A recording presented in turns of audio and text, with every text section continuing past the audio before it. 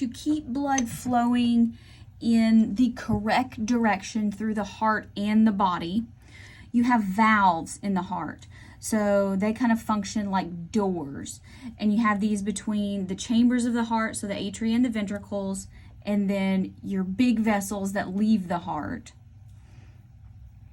And they're going to close to prevent passage, open to allow passage. So this keeps blood going in the correct direction. So tracking a drop of blood through the heart. It starts in the right atrium. Now it's got to get to the right ventricle, and to do that, it has to go through, we call this the tricuspid valve or the right atrioventricular valve. So the right AV valve. That's usually the one that people prefer to remember, but it's also known as a tricuspid. Both of those are correct. AV stands for atrioventricular. Goes into the right ventricle. Now, to get out of the right ventricle on its way to the lungs, how does it do that? It goes through what we call the pulmonary semilunar valve. Semilunar, half moon, if you break that down. So it goes into the pulmonary trunk, so out of the right ventricle on its way to the lungs, comes back from the lungs through the pulmonary veins. It's now oxygenated into the left side of the heart, so the left atrium.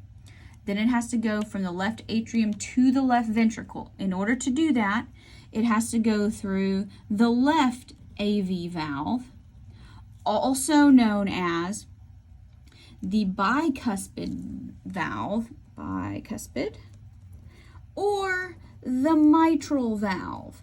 So lots of choices there. You do not have to know all of them. Pick one. Through the left ventricle. All right, from the left ventricle, it's got to get out to the body and out of the aorta. So notice when leaving the ventricles, you left through the pulmonary semilunar valve. This one is going to be the aortic semilunar valve. The semilunar, yes, is important. Don't call it the pulmonary valve and the aortic valve. You have to include the semilunar portion. All right. So let's look at this again. So we're going to look at this portion here. All right, so we're in the right atrium.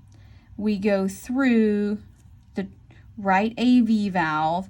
And if you notice, this has 1, 2, 3 anchors. That's why it's called tricuspid. And then it goes out the right ventricle through the pulmonary semilunar valve. So look how, see, these are like two half moons. What that looks like, comes back into the left atrium. Now it has to go through the left AV valve, and if you look, you can only see 2 anchors, so that's why it's called the bicuspid. And then it's also called the mitral valve. Don't worry about why. It exits the left ventricle through the aortic semilunar valve. So notice how these two look similar and the AV valves look similar.